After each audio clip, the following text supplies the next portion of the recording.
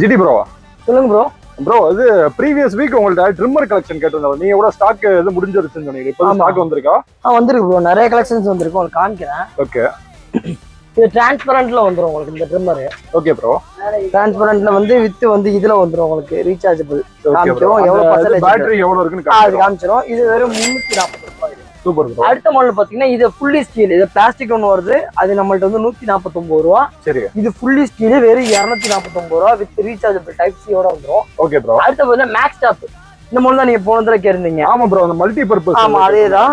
இல்ல மொத்தம் வந்து 2 மோட்டர் வந்துரும் ப்ரோ. ரெகுலரா ஒரு மோட்டர் நீங்க எடுத்தாலும் அரௌண்ட் 600 700 வரும். Okay bro. இதுல 2 மோட்டர் வந்துரும் உங்களுக்கு.